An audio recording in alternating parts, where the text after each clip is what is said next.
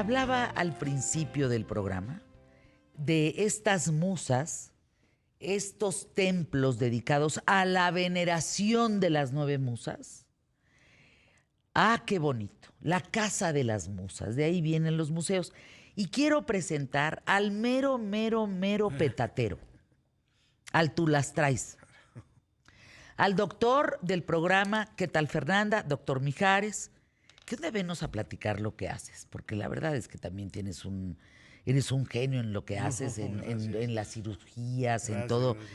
Toda la novedad que hay en la ortopedia y demás. Pero no es el tema. Hoy nos vamos con museos. A ver. Nos vamos a la Grecia antigua. Nos vamos a la Grecia antigua. A ver, ¿cuáles eran las musas de las artes y qué representaba cada una de ellas y por qué eran mujeres? Bueno, las musas eran... quien primero escribe acerca de las musas, o quien primero refiere a las musas, es Hesiodo. Las musas eran hijas de Zeus. Y eran, digamos, acompañantes, protectoras de Apolo. Y aunque es muy tardío el hecho de llamarles 9, ya lo que es Homero las menciona que son 9, a fin de cuentas eran deidades que le hablaban al oído o le susurraban a los hombres de tal manera que los inspiraban. ¿Sí? Para la escultura, para la música, para la comedia. Exactamente, ¡Ándale! exactamente. Y aunque originalmente eran 3, después terminaron siendo 9, esto tiene mucho que ver con el desarrollo específicamente de las distintas actividades de la gente. Ejemplo, tú, por ejemplo, pues la musa que viene y te habla es Calíope. Ajá. Calíope es la musa de la elocuencia. Entonces, para los griegos, una persona elocuente como tú, con una voz bonita, etcétera, digamos que quien te susurra es Calíope en este sentido, ¿no? Ándale. Y si fuera, por ejemplo, poesía o astronomía. Mira, Urania es la musa de las ciencias, ¿sí? Que en ese entonces ya estaban empezando a desarrollarse como un método científico en la Grecia antigua. Estamos hablando del siglo IV antes de Cristo, tercero antes de Cristo. Ya la ciencia en Grecia antigua existía y su musa era Urania, ¿no? ¡Wow! Urania. Talia. Talía era la musa de la danza. Perdón, Talía era la música de la musa de la comedia. De la comedia. Y estas 9 musas le hablaban a los 9 hombres, 9 dioses, 9 representantes para inspirarlos, o a quien fuera. A quien fuera. Ah. A quien fuera. Es decir, Clío, la musa de la epopeya, la musa de la historia. Clío pues le hablaba, por ponerte un ejemplo, a Heródoto, ¿no? El gran historiador. Entonces, pues él se inspiraba, ¿no? Pero, por ejemplo, podríamos decir que Agustín Lara estaba inspirado por Euterpe, la musa de la música. ¡Qué bonito, Jorge Mijares! Sí. ¡Qué bonito! O Erató, que era la música, que era la musa de la música amorosa. ¿Sí? Es que fíjate, Fer, que cuando nosotros hablamos de mitología griega, ¿sí? Parecería que estuviéramos hablando como de cuentos. Y pues es que los griegos así pensaban. Sin embargo, en la mitología hay una tremenda sabiduría, porque los griegos fueron muy hábiles en describir la naturaleza humana. Por ponerte un ejemplo, Eros, ¿no? Eros es mencionado por Platón en el discurso del banquete, hablando del amor. El banquete es un extraordinario escrito acerca de las formas del amor, ¿sí? Así como José José decía, no es lo mismo amar y querer, ¿sí? Pues esto no era nada nuevo, ya lo había dicho Platón en el banquete. O sea, ellos descubren o estudian o quizá observan todas las intimidades humanas. Exactamente. Entonces, Eros es el amor, pero el amor egoísta, el querer, que no es lo mismo querer que amar, ¿sí? Eros era hijo de Poros y de Penia. Poros es abundancia, Penia es carencia. ¿Qué quiere decir? Que en el amor, en el amor erótico, en el amor que busca el querer, en el amor egoísta, tienes lo máximo, Poros, y tienes lo peor, Penia. El amor te puede hacer feliz o te puede entristecer tremendamente, que es diferente del concepto de amor ágape, que ese sí es el amor verdadero. ¿Sí? ¿El del hijo? El del hijo, exactamente, el de la fraternidad. O sea, ¿sí es incondicional el amor a los hijos, Jorge?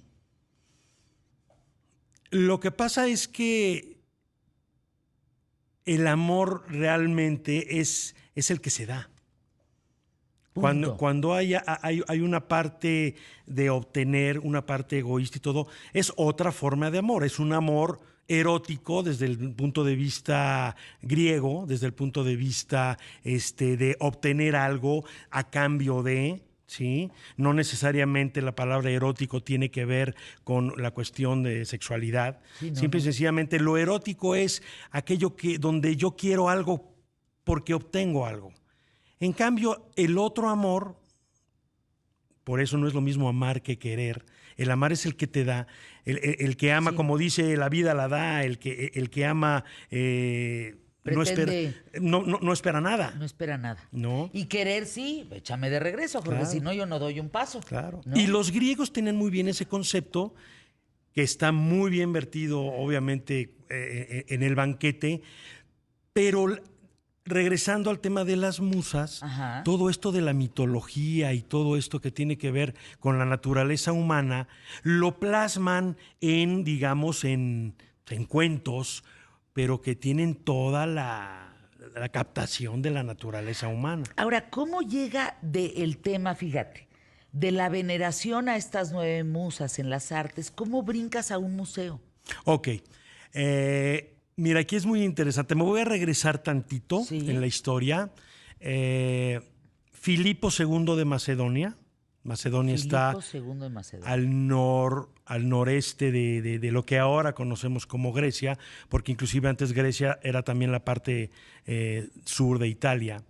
Filipo de Macedonia tiene un hijo con Olimpia, pero su mamá comete el error de decirle al niño, ¿sí?, que él era hijo de Zeus, que era hijo de un dios. Y quiero decirte que el niño, bueno, se convirtió pues en un dolor de cabeza para su padre. Y su padre, Filipo de Macedonia, llama al hombre más sabio de la Grecia antigua en ese momento, que era Aristóteles, ¿sí? Y entonces este niño, que se llamaba Alejandro, pues su tutor fue nada más y nada menos que Aristóteles. Dale. Filipo de Macedonia le dice a Aristóteles: oye, ayúdame porque mi hijo pues es un caso. Su mamá le dijo que era hijo de un dios y entonces ya lo perdimos. Ya lo perdimos, ¿no? Ya lo perdimos. Ya lo perdimos. Y entonces, pues el buen Aristóteles le dice: a ver, niño, ¿tú eres un dios? Sí, yo soy un dios. ¿Y cómo se comportan los dioses? Voy a resumir. Con el tiempo, Alejandro Magno se convierte en el conquistador más grande de la antigüedad. Ese niño sangrón. Ese niño sangrón se convierte en Alejandro Magno. ¡Ándale! Y Aristóteles le decía: a donde llegues, como eres un dios, tú me dijiste, te vas a comportar como un dios.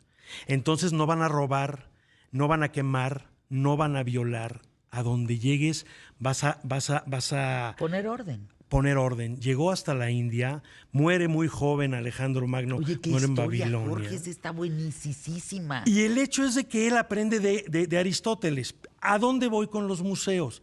Que Aristóteles le dice: a donde vayas, una planta, un insecto y un animal, quiero que me lo mandes para que yo pueda, en honor a las musas, recopilar toda la información que me puedas mandar. Como Darwin.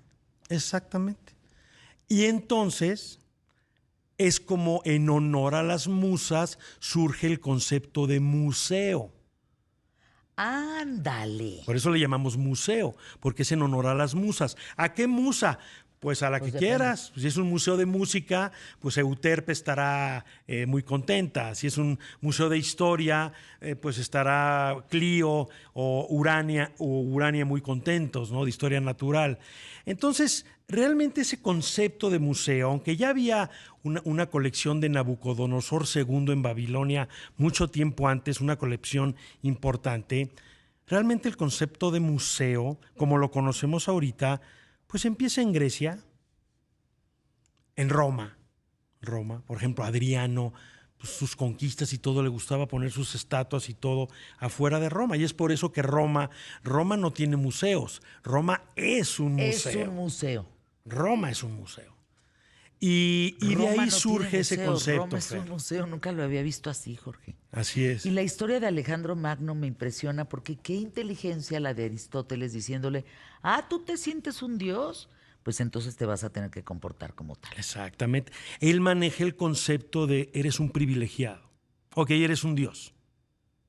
Hay que entender que Aristóteles era alumno de Platón, Platón a su vez era alumno de Sócrates, y Aristóteles en el Liceo, que era donde él enseñaba, el Liceo, Aristóteles pues está de moda hasta la Alta Edad Media. No se habla hasta Santo Tomás de Aquino, Aristóteles sigue de moda prácticamente hasta el Renacimiento. O sea, 1000 y tantos años estuvo Aristóteles de moda. Y ese concepto era así, tú eres un privilegiado.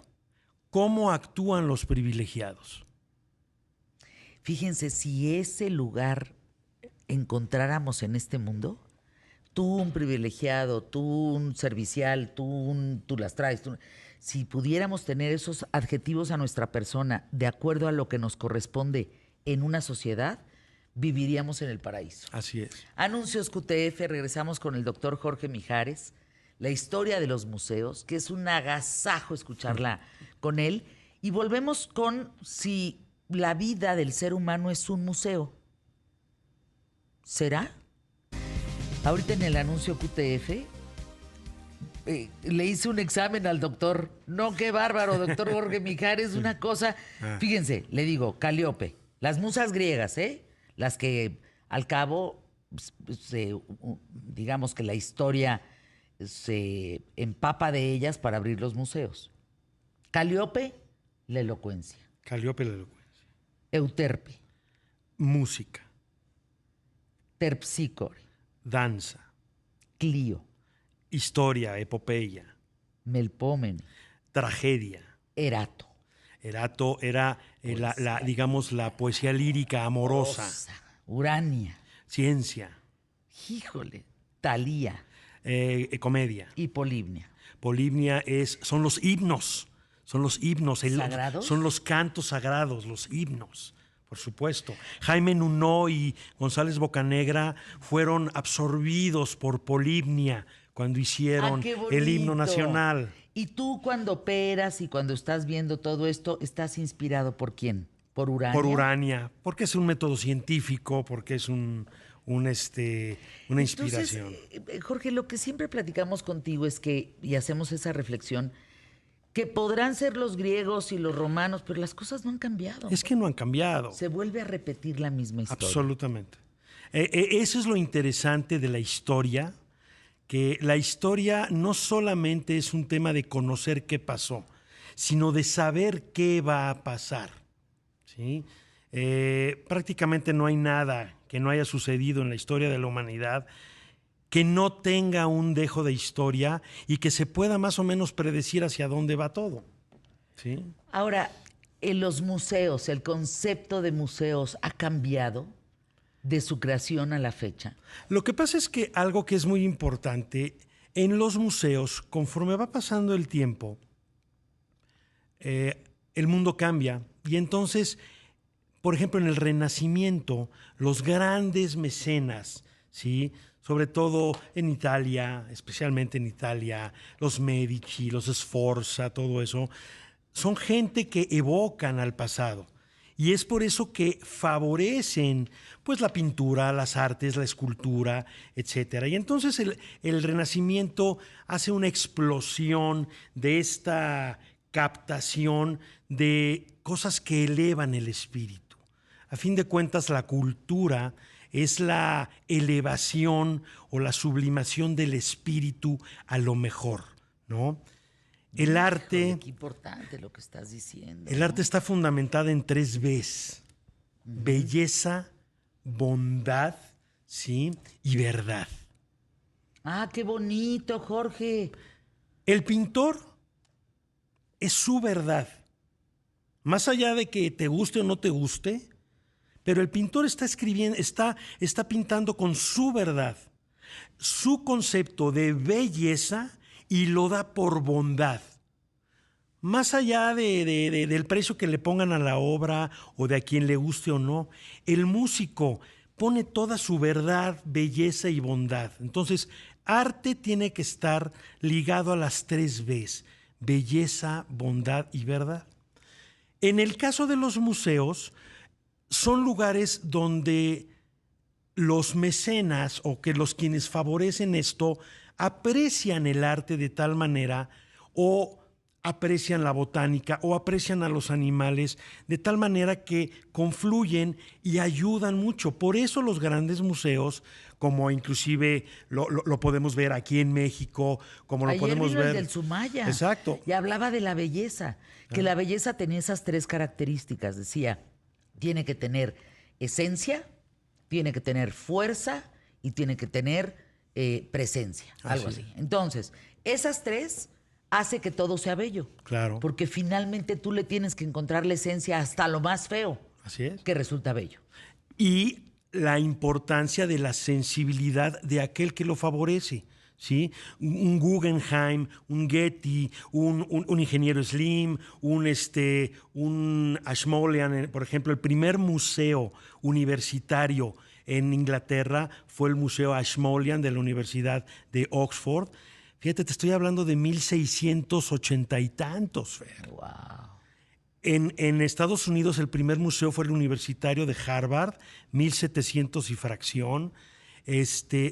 Pero justo antes de la Revolución Francesa, Luis XIV ya había ordenado que en los palacios del Louvre se conjuntaran colecciones de pintura, de escultura, etcétera. Eso lo ordenó Luis XIV, luego vino Luis XV, Luis XVI, luego vino la Revolución Francesa, ¿sí?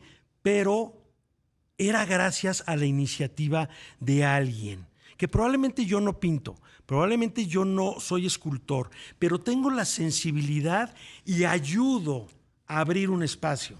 Ahora, Jorge Mijares, ¿por qué es importante ir a un museo? Bueno, primero porque yo creo que el mundo tiene cosas muy bonitas. Porque el ser humano tiene cosas maravillosas que se expresan a través, en este caso, del arte, en este caso de una expresión, ¿sí? El mundo tiene cosas muy buenas. Y lo mejor del mundo, ¿sí? Está en un museo. Y México, nuestra ciudad, ¿sí? Es uno de los lugares que más museos tiene del mundo. Entonces, ¿por qué es importante ir a un museo? Sumaya, Munal, Claro. El de la caricatura, el de la cera, el de cientos. Museo del Desierto en México. Es que hay cientos y miles de museos en el mundo, pero en México se caracteriza por tener una cantidad importante. Claro. Y ayer decíamos algo, Jorge. No sé si a ti te ha pasado lo que sientes cuando entras a un museo. Te desconectas del mundo para conectarte contigo y con la obra. Así es. Para conectarte con qué es lo que estás viendo, qué estás sintiendo, qué estás escuchando, qué estás aprendiendo, qué te genera. Es un tete a tete. Así es. ¿Y sabes qué? Estás hablando. Cuando tú ves un cuadro, estás platicando con el que lo pintó, ¿sí? Con su vida. Es por eso que es tan importante Frida, ¿sí? A ver, ¿por qué? cuéntanos. Porque Frida expresa en su pintura su vida. No es un tema que tenga que ver con la técnica o con... No. Es un tema de su vida. Con quién platicó, con quién habló, qué sufrió, qué le dolió. eso lo plasma en un lienzo y eso es lo que la hace grande, ¿sí? Oye, pero el Caravaggio era una pintura y la técnica y entonces, importa. a ver, no importa, ¿Qué sientes? uno está expresando una cosa, otro está expresando otra cosa y eso es lo bonito del arte, el recibir lo que el artista te está dando, porque te lo está dando con las 3 Bs que te dije hace rato. ¿Qué le dirías a la gente que le tiene miedo a los museos? Que a lo mejor no se siente suficientemente culto o culta, o que diga, híjole, yo voy a entrar a un museo, no sé ni cómo comportarme. O sea, ¿qué le dirías a esas personas? Mira, yo creo que hay un poquito como de estigmas, ¿no? El estigma, por ejemplo, la palabra el intelectual, ¿no?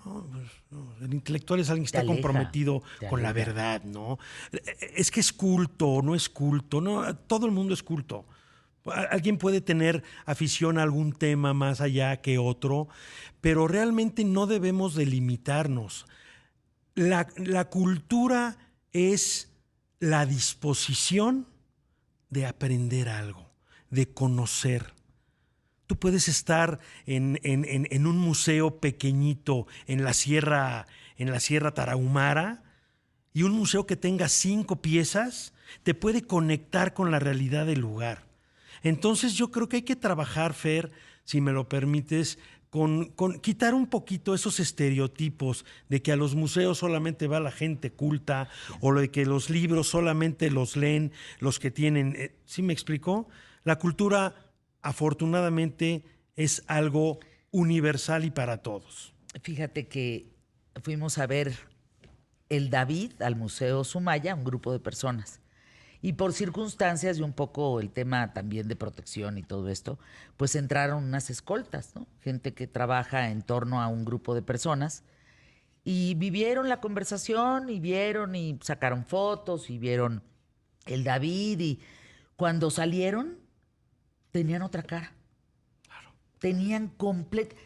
Jefa, no le puedo más que agradecer qué momento tan impresionante. Voy a traer a mis hijos, pero qué barbaridad. Yo jamás pensé que podría tener acceso a esto. Le digo, pero ¿cómo es gratuito? ¿De qué me está hablando, jefa? Es gratuito. Claro. Es gratuito, no Claro, necesitas pagar el nada. tema es saber dónde buscar y sobre todo Exacto. estimular. O sea, a ver, si hay alguien que no tuvo un centavo, fue Van Gogh. Vendió un cuadro. En toda su vida, ¿verdad? Sí, o sea, Fue Van Gogh hasta después de morir. claro, y o sea, no hay límites para el conocer. Hay que quitar ese pensamiento de que leer es aburrido, que el conocer es para ciertas cosas. No es cierto, es al contrario, ahí está, y está desde hace 5,000 años para todos. De veras, Jorge, traernos este mensaje aquí en ¿Qué tal, Fernández? Es bien importante en los tiempos violentos que estamos viviendo, en los tiempos de desesperanza, en los tiempos de atoramiento. Es muy importante traernos esto. Acerquémonos al arte, acerquémonos a los museos, acerquémonos a discernir, a conversar, a discutir, a pensar. Hablando de la importancia pues esto de la cultura que decías, Jorge Mijares, un estudio del coeficiente intelectual de algunos residentes en Estados Unidos ha disminuido con el paso de los años, según universidades de Northwestern y Oregon. Esto es gravísimo. Tan es así que están pidiendo en Utah, primer estado de Estados Unidos, que piden acotar el tiempo de uso de celulares a los niños menores de edad. Imagínate. Entonces, qué importante es aprender, meterte a un museo, leer, estudiar, porque eso pues, es lo único que te quitan las telarañas de la cabezota. Claro, ¿no? claro. Y yo creo que, al contrario, el tema de la tecnología, lo que nos debe de estimular es a buscar. ¿Qué quiero decir con esto? Que el problema no está en el celular, en el iPad, en la televisión. El problema está en los contenidos que uno busca. Exacto.